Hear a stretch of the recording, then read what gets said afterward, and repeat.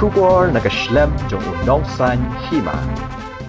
Uba Donald V. Thaba, General Secretary Kakasi Students Union Sengkmi, habakran bat kilat pathai khobor ulaong, balada ka Vishwa Hindu Parishad kan mi banakhi nakbanta ka jingsha ban ben ki parajat, ne para nongbo haish nong jongki, kum ka sengru kan mi lang nakbanta banyakhi ya ka jingsha ban ben ki parado para snam.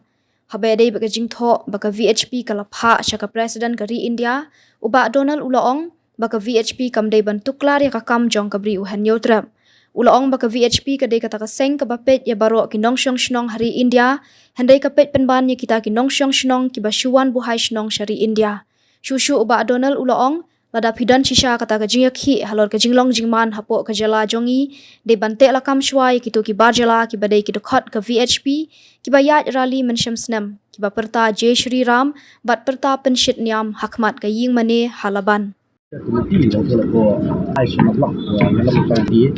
ni ladap ai statement report masih di Indonesia dari di ban hikmat dan mengalia minority linguistics development forum ban tolong kita ke education lakan yang ngejungiru kita ba pasal Indonesia dari kementerian ba ada kipi ke Syaban ben jong kita ki parajat jadi para no vaishno jadi mengiru ni lang banyak Syaban ben berdoa asam jadi nak porsi por ba ni namla si ganjar ni penjuru ba dilangsung ba Vishwa Hindu Parishad berdoa sebagai Presiden India ini message ni ba pasal Hindu Parishad tolong ba jika kelar rekam televisi di Mainland India VHP ru kamdei balwa tuklar ya hitam dijam apa beri VHP kamdei seng ke balong native ne ke balong lokal hanya bori khasi indre ke ka foreign agency ke ka foreign organization but kamdei bal tuklar itu yang hakabai dei ba ka jinglong jingman hanya apa beri ni kerap sakawai ru ke message ke VHP ada seperti di message ke orang ba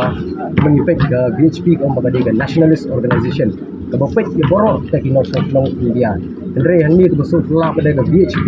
kabapet penbannya kita illegal immigrants kita ki migrants di balayo di Islam dubious means kabapet penban ni di pada try muluk ini bercakap. Ini ni kata double standard jangan VHP. Kalau makhadu ke message jangan VHP dari bisong bagi dan sisa pada cikgu ni kata jinglong jingman hani apa jelah jengi te lakam swa ya ki bar jelah jongki kiba dekat VHP udah ni selong kiba ya rally macam sedam apa laban si sandi kiba yang Ahmad Grace Covenant Church laban Christian Church kiba halla Jai Shri Ram kiba halla di ketian sidiam berngam berset ya para dok pasal jengi berak song jeseng nada kamle kita nada kamla kaning kita kam kani kaseng dari tang kaseng kiba